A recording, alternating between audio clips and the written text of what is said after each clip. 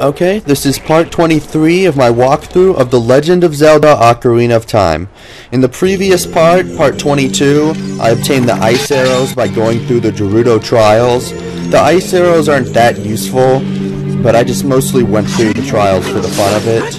And in the part before that, part 21, I finished the Spirit Temple as a child and got the Silver Gauntlets. So the Silver Gauntlets are enabling me to push this big silver block you see in front of you.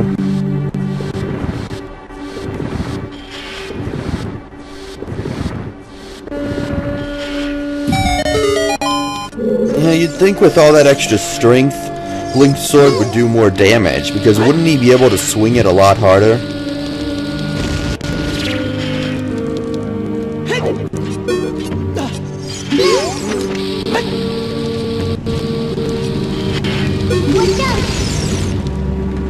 You know, for some reason, inanimate enemies like that moving spike on the floor have always kind of bothered me. I just liked having the ability to destroy the enemies, even if it's really impractical and just normally something I would skip over. For some reason, it just bothers me to not be able to just hurt the enemy at all.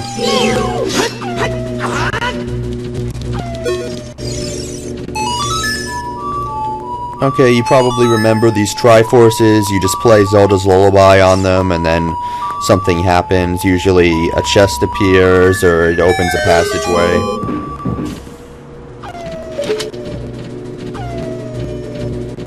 Okay, I noticed that's a big chest, and I already got the dungeon map, so this is most likely going to be the compass.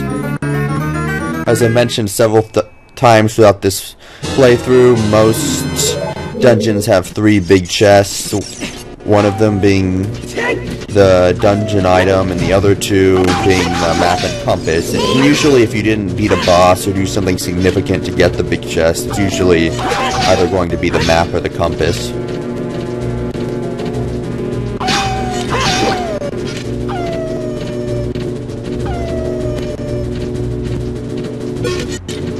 And it still baffles me why when I strike it, it's made out of metal.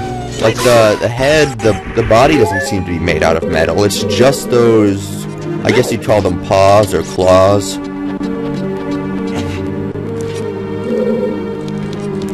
Anyway, so I think I got everything there is to get in that room.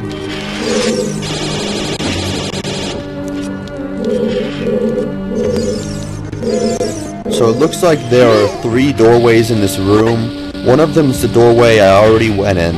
One of them is a locked door, and the other one is one I haven't gone in yet, so I'm assuming that's where I need to go.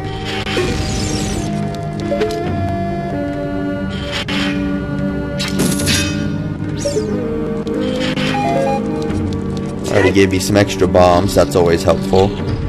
Well, unless I have full bombs. Alright, so this looks like another silver ruby room, or gray ruby, whatever they're called. So I just have to collect all these rubies.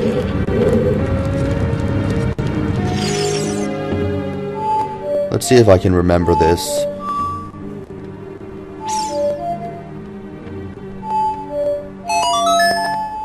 There we go, I got it without even looking it up.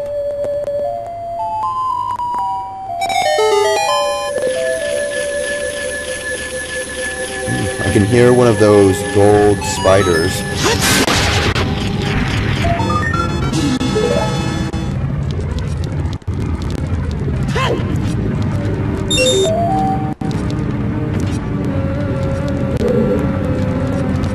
It's kind of too bad that I already am carrying 500 rubies, which is the maximum amount. Then again, there really isn't all that much to spend rubies on in this game. I mean, I suppose if you lose your tunic, then you can pay 300 rubies for the Zora tunic and 200 rubies for the Goron tunic. Or, you know, you can get the potions and you can buy fairies, but other than that, there really isn't that much you can do with all these rubies. Oh yeah, and of course replenishing your supplies, like if you run out of arrows or bombs, but really you get arrows or bombs just by defeating the enemies pretty often, so you don't really need to buy supplies that often.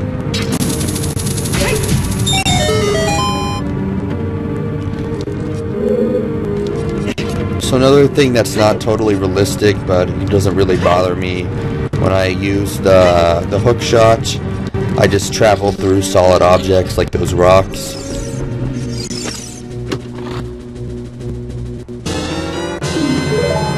Alright, I hear that ominous enemy music, so there's a light. So whenever you hear that music, that means there's an enemy somewhere in the room. You probably figured that out by now.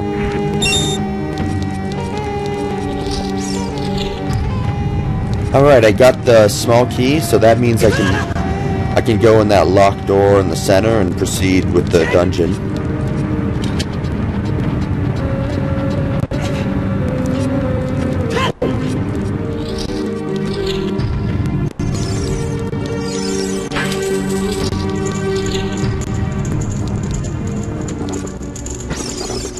Uh-oh, another like. Why are there so many likes in this dungeon?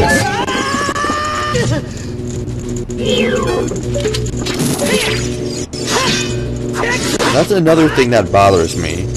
Why is the top of the like metal? It doesn't look like it even resembles metal at all.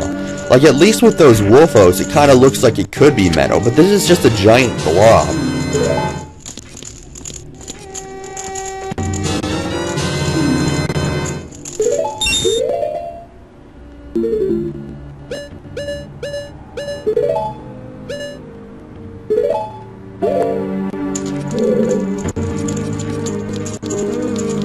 I've been using the Zora tunic for a while. I'm getting kind of tired of it, so there aren't any situations where I need either the Goron or the Zora tunic in this temple, but just for aesthetics, just for the look of it, I'm going to use the Goron tunic.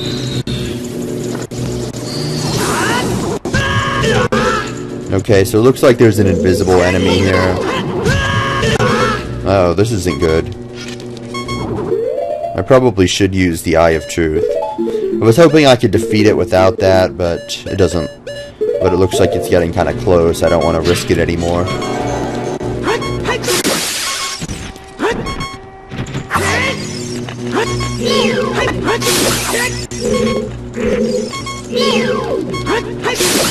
So if any of these little versions of that hand grab onto me, then they'll like suck life out of me and then transform back into the big version. So I have to take all of those 3 little creatures out quickly.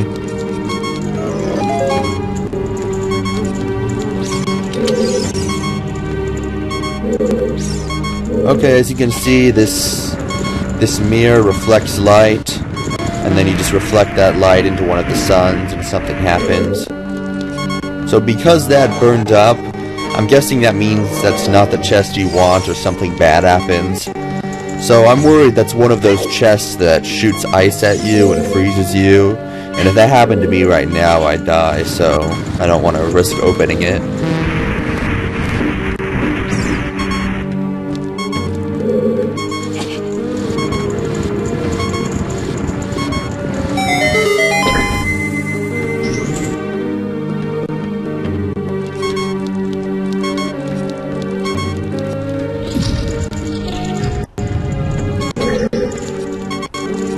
Okay, you might remember this room from part 21 of my walkthrough. So this was the big central room that I went in as a child. So this kind of connects a lot of the other rooms. For example, from this room you can go back to the entrance.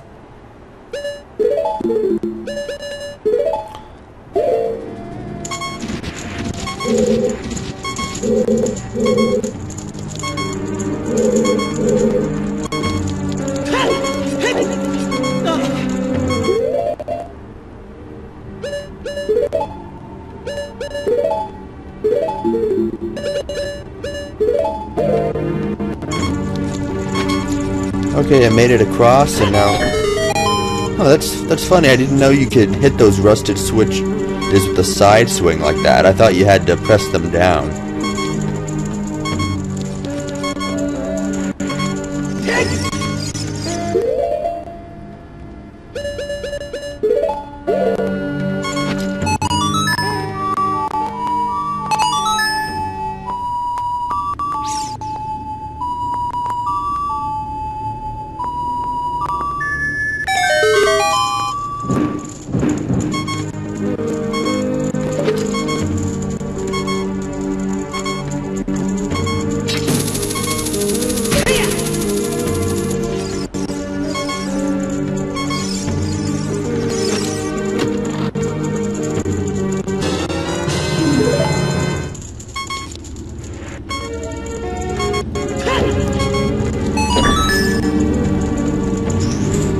Is it just me, or are the items I get early on in the game more useful than the ones I get later?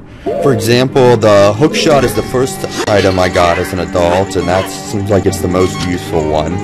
Then I got the arrows next, and that seems like it's still not quite as useful as the hook shot, but still pretty useful. And then I got the hammer after that, which, you know, was slightly less useful. And then things, well, I guess the long shot is an exception to that, if you count that. That's kind of part of the hook shot. Then in the next temple I got the hover boots, which I don't use all that often. I only use them for these specific parts where you need them.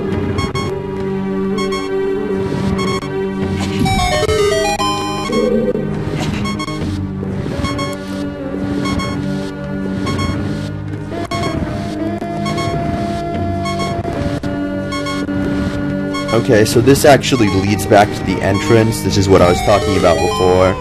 So that way, if you die or you go too far through the temple and you just want an easy way to travel back to the entrance, then this allows you to do that.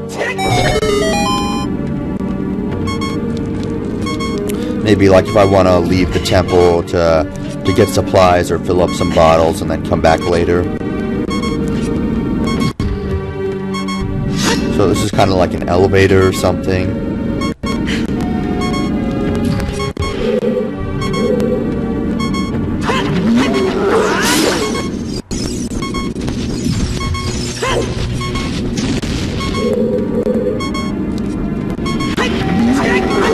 I wonder if those statues are alive and conscious the entire time they're standing there.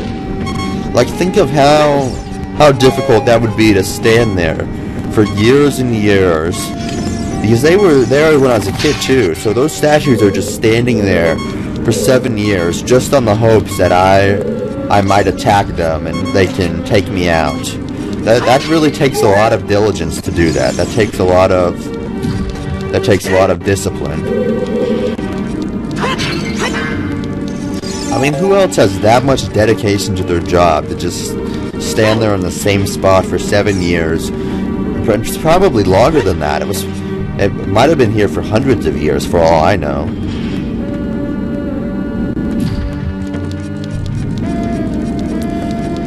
Okay, anyway, so now I connected this big central room to the entrance, so now I can just proceed on with the game.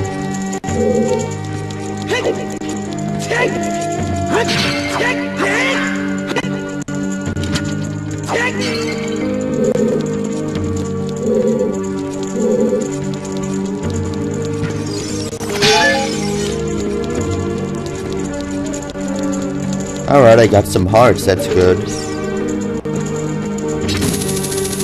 When you only have 3 hearts like this, every heart really counts.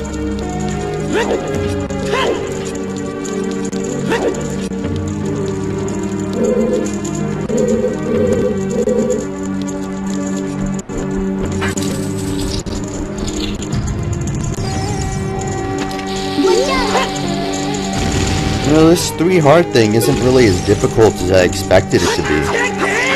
I mean, with fairies and all this magic power, there are a lot of things I can do even with only 3 hearts. I'm still not dying that often.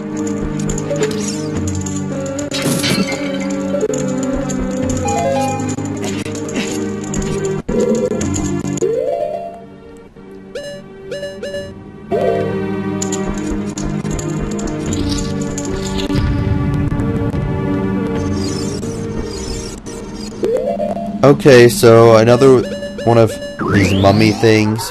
So now the one way you can beat them is to press that switch on the opposite side of the room. Then a wall of fire appears, and then you have to lure that enemy into the wall of fire. But it's a lot easier to just use Din's fire or some fire arrows. As a child, I just used Din's fire because you don't have access to arrows, but since I'm an adult, I can just use the fire arrows.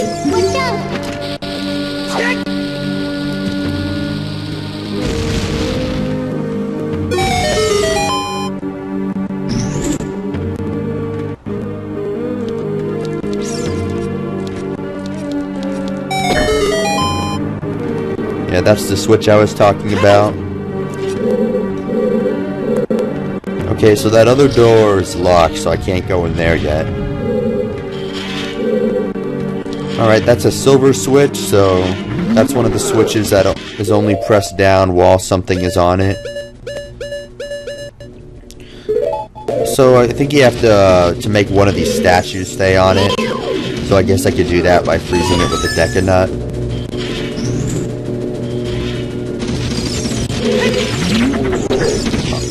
Oh, I didn't account for that. When I used the Deca nuts, it made the enemy slide back a bit, so he wasn't on the switch anymore.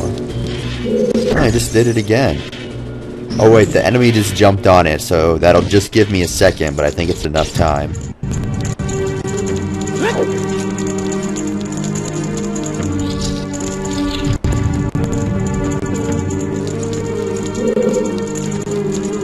Okay, this is that enemy I battled when I was a kid.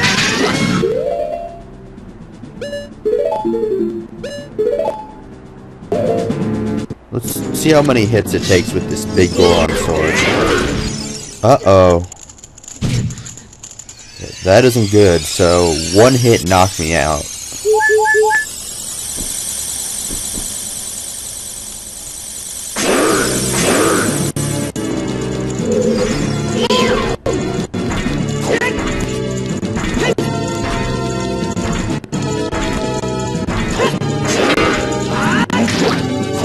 Okay, that's the equivalent of 8 hits, or 4 hits with the Master Sword.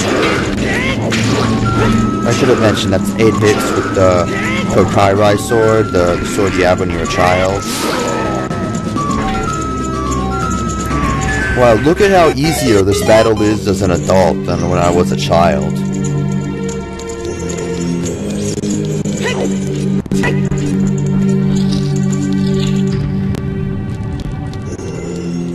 I was planning on counting it. I think it was like 4 or 5 hits. Oh well, I counted it already when I was a child, so it's not that important.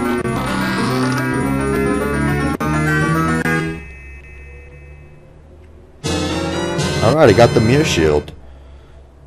So I guess this dungeon is unique in the sense that it has 4 big chests, or 2 key items. It has both the Silver Gauntlets and the Mirror Shield.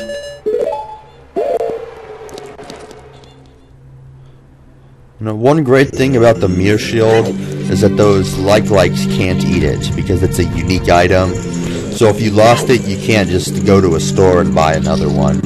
And that'd make it impossible to finish the game if a like-like ate it, so just for that purpose, or just for that reason, like-likes can't eat the Mirror Shield. Alright, I can see chests on my compass, so I'm guessing they're invisible.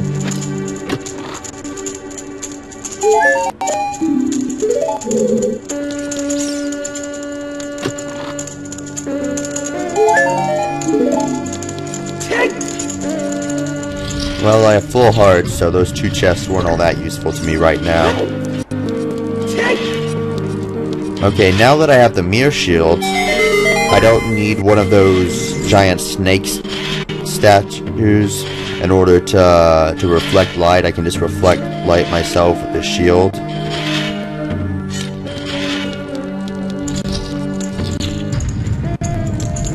What is that symbol? Is that a crescent moon and a star? Alright, I got the key. That's the important thing. So, if you remember that room where I used the fire arrows to defeat those mummy enemies, there was a locked door. So now that I have the key, I can go through that locked door. And so this is just another aspect that the designers put into the game to make it so if you leave the temple and come back later, it's a little easier to go through it. You don't have to go through all of it again. You can just go to that one room. You know, the one where I fought the mummy enemies and used the fire arrows. I can just go straight there instead of having to go all through the part, like the part where I fought that iron knuckle. You know, the big metal thing wielding the axe. Now, one way you can do that is to climb up, but obviously it's a lot faster just to use the long shot.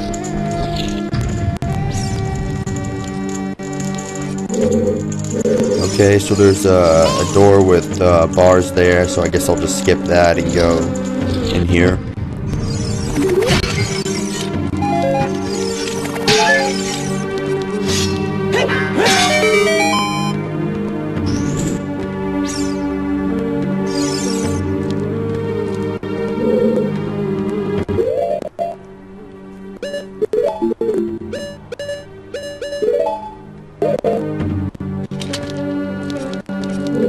Okay, I can see a sun over there, and I see one of those mirror snakes there, so it looks like I'm going to have to reflect sunlight. It's probably going to be like a chain of these snakes that I have to reflect sunlight onto, then eventually reflect it onto that big mirror, then use my mirror shield to reflect it onto that sun. Okay, there's a sun up there.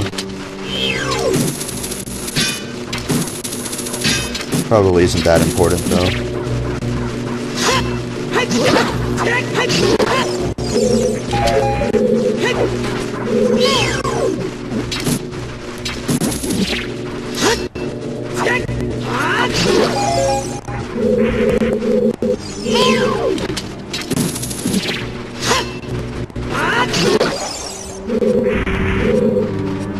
I think I brought this up before, but I always wonder if there's like a history behind these skulls. Like, did those used to be human beings, and somehow Ganondorf gave their skull magical powers to allow them to fly around, or did he just create skulls from scratch? How did those come to be?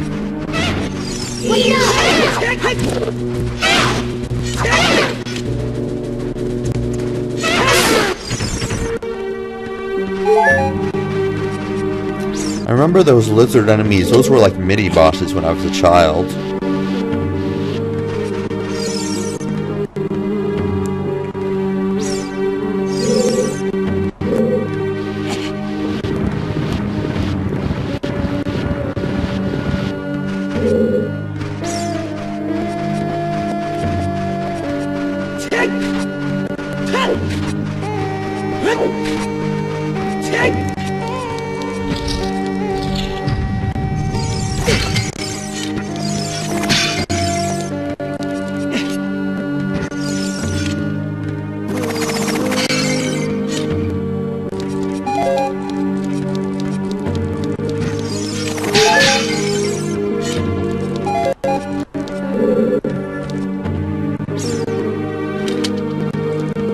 Okay, so this is that chain I was talking about.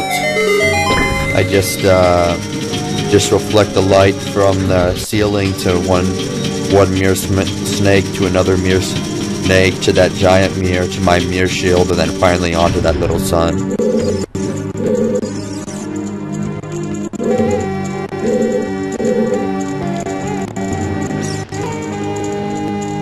Okay, so I'm back in that big central room. Now, according to my compass, the boss of the dungeon is in the same direction as that statue. Alright, so it looks like the light is causing rock to crumble. I have no idea why light would cause rock to crumble, but that's just how it works. Uh-oh. Oh, shoot. I forgot to get the boss key. Alright, so now I just have to go through the temple and look for the boss key. I've been this game before, I just forgot exactly where it is.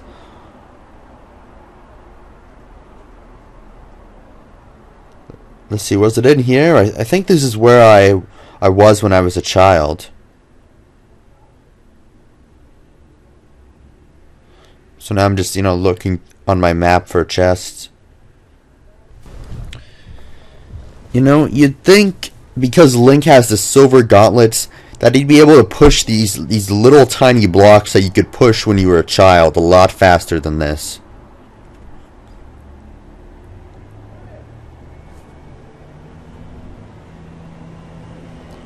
Alright, so it wasn't in that room. That was just the room I was when I was a child.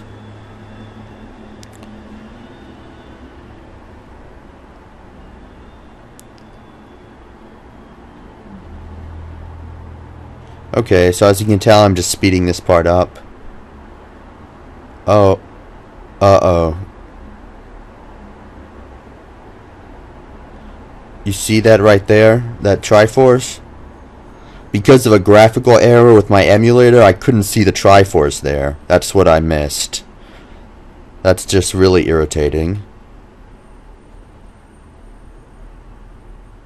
But on the bright side, I did finally find the room where I get the big key.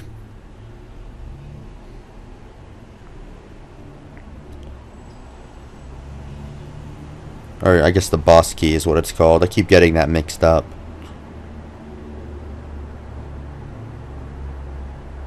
Alright, now I got the boss key. I have the mirror shield. I have everything I need. So it's time to face the boss.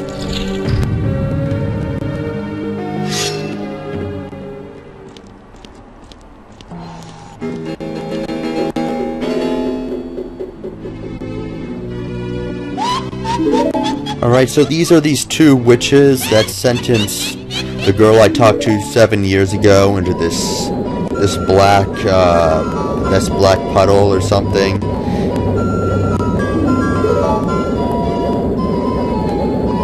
I forgot her name. Was it like Nabura or something? It was the Gerudo who was supposedly second in command to Ganondorf or something. Alright, so it looks like that's another Iron Knuckle. I have already defeated 2 Iron Knuckles, one when I was a child, so this shouldn't be too much of a challenge. But then again, I still have to be careful, because, as I remember, all it takes is one hit with that axe to knock me out.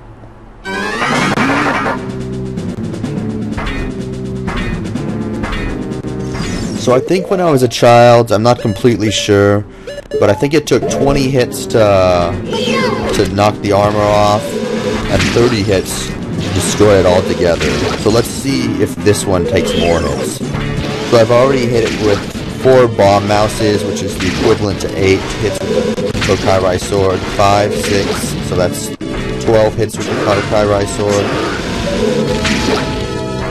14, 16, 18, 20, 22, 24. So each hit with a bomb is the equivalent of 2 hits with the Kokairai sword. So that's 28, 30. So I think an ordinary Iron Knuckle would have already been dead. So that's 32, 34, 36, 38, 40. Okay, so an ordinary Iron Knuckle, if I remember correctly, takes 20 hits to knock out the armor and 30 hits to defeat. And this Iron Knuckle, it always has its armor on, it doesn't speed up, but it takes 40 hits to destroy. And again, that's figuring with the Kokairai sword from when you were a child. If you're talking about in terms of just the Master Sword, then it'd be 20 hits.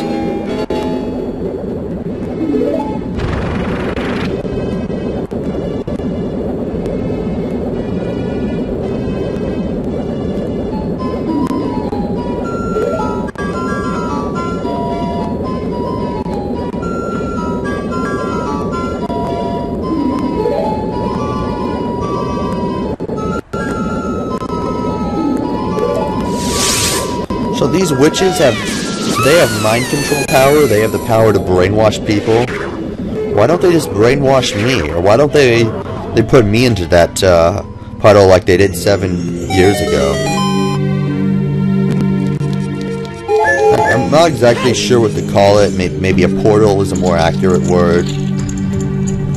I think it was the same thing that Ganondorf used on Phantom Ganondorf when he banished it into the gap between dimensions.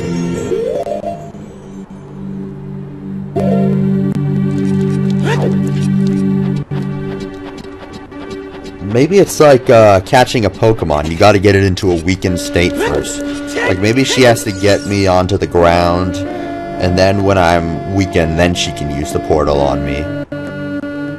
So I guess it's really important that I don't die when fighting them, because not only will I die, but I'll probably be mind controlled or something.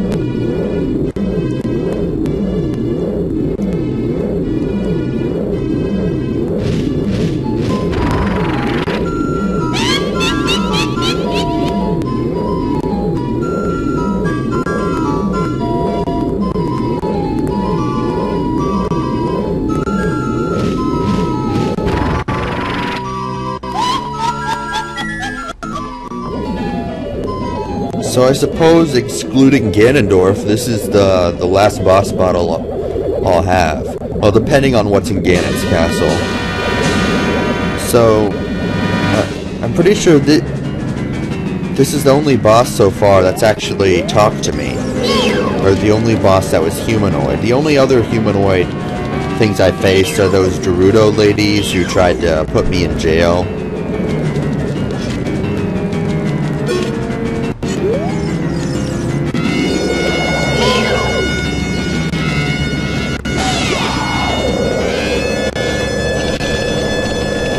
Okay, so the way you defeat these two witches is you have to reflect one beam into the other witch. So for example, if the fire beam is coming at you, you reflect it into the ice witch. And if the ice beam is coming at you, you reflect it into the fire witch. So I guess Kotaku, that's the ice witch. And what is that, Comb? How do you pronounce that? Koumi? Is that the Fire Witch? I mean, I'm just gonna call them the Ice Witch and the Fire Witch.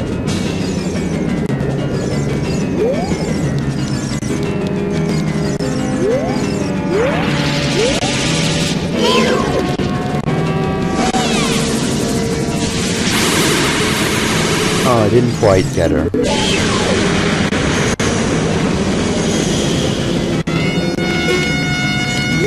Just in case you're wondering, you can't use ice arrows or fire arrows in Din's Fire. The only way to defeat them is with this. Uh-oh, that isn't good.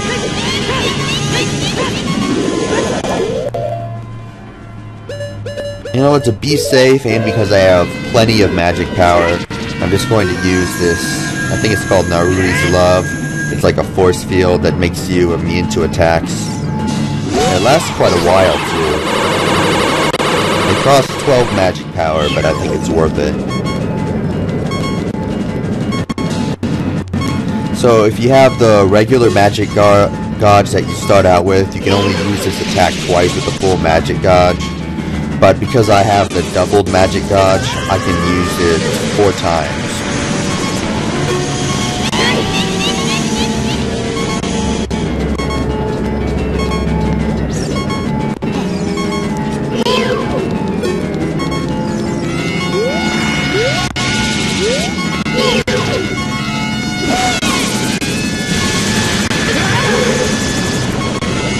Alright, so if I didn't have the shield, I would have just died right now, but because I have the shield, I'm immune to damage.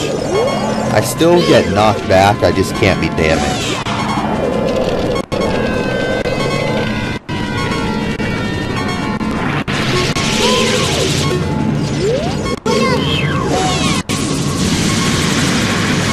This is really irritating. Normally it doesn't take me this long. I'm not sure if the witches are just not firing at a good angle or what's going on here. There we go, I think I got her this time. Darn it, I still didn't get her.